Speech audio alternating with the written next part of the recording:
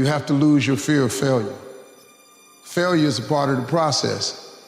People who never fail, never try. You have to fail. You got to get it wrong to get it right. You learn nothing from winning. You only learn from your failures. Your mind has to be stronger than your feelings. Think about every poor decision you've made in your life. There was more emotion that was involved in it than there was mind.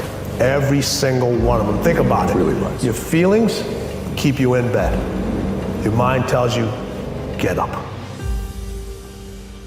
I'm sure people have told you to make sure you have something to fall back on. Make sure you got something to fall back on, honey. But I never understood that concept. If I'm going to fall, I don't want to fall back on anything. I want to fall forward. If you don't have what you want, stop telling yourself the story because you don't have the money, you don't have the time. That's bullshit. It's because you haven't committed yourself where you would burn your boats. If you want to take the fucking island, burn your fucking boats. And you will take the island because people, when they're going to either die or succeed, tend to succeed. Here's the truth. This is the reality. Nobody's going to believe in you until you've already done it. Nobody's going to come and celebrate with you until you've already done it. The work is going to come before the belief, which means you're going to have to work for a long fucking time by yourself with no applause, with no awards, with nobody telling you good job. And then once you start to build something and people start to see the momentum and they start to see the result and you start doing some things, then you're going to get a little belief. And then what's going to happen is you're going to believe. And then what's going to happen? You're going to go do a little bit more work and a little bit more work. The results are going to come more. More people are going to believe. Nobody fucking believes in you because you haven't done anything yet. That's the reality. We all live in this bubble. What you got to do to get the life that God wants you to have, you got to put more air in your bubble. You got to blow your bubble up. Expand yourself. Take yourself out your comfort zone.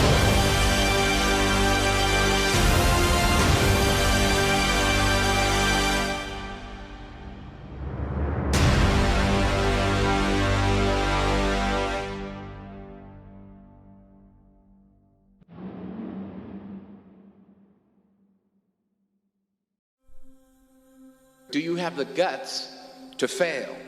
If you don't fail, you're not even trying. To get something you never had, you have to do something you never did. Imagine you're on your deathbed, and standing around your deathbed are the ghosts representing your unfulfilled potential, the ghost of the ideas you never acted on, the ghost of the talents you didn't use. And they're standing around your bed, angry, disappointed, and upset. They say, we came to you because you could have brought us to life, they say. And now we have to go to the grave together. So I ask you today, how many ghosts are going to be around your bed when your time comes? No matter how much emotion and feeling you may have or how much hurt you may have, life has to go on. I can't stand in the past and bathe in what was wrong. If you want to make a change, you have to change your vision of who you are. You have to begin telling yourself a different narrative. And the narrative you tell yourself about yourself is everything. And if you tell yourself that you're a scared, undereducated kid whose family has never accomplished anything, let me tell you what you will become. A scared, undereducated kid never accomplishes anything because that's what you believe.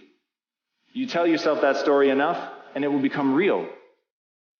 On the flip side, you could tell yourself a story of you're a learner. You learn faster than most people. You're willing to put in more work than most people. You're willing to read more books than most people. You're willing to spend an inhuman amount of time every day improving your mind simply by getting new ideas into the system. 10 years of motherfucking work when everybody else is partying, making excuses, is going to pay off.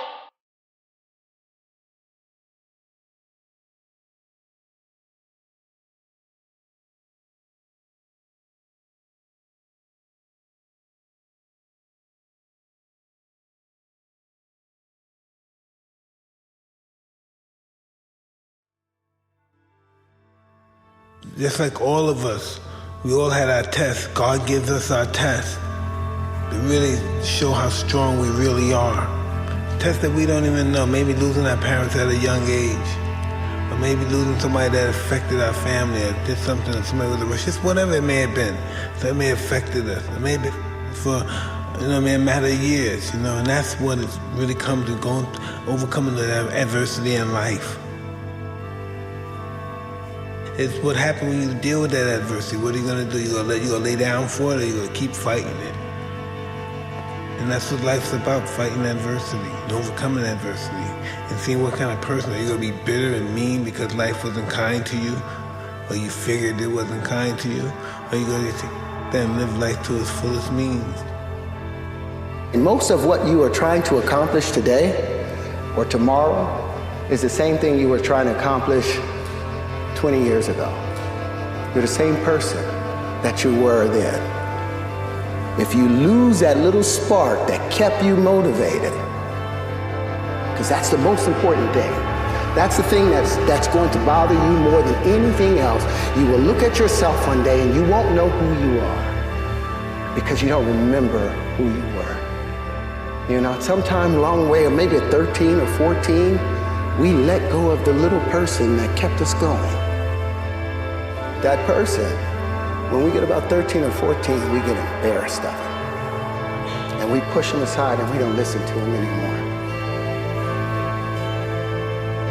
And after so long of a time, maybe 10, 15 years, you don't even know him. You show up at your own door and you don't even know who you are.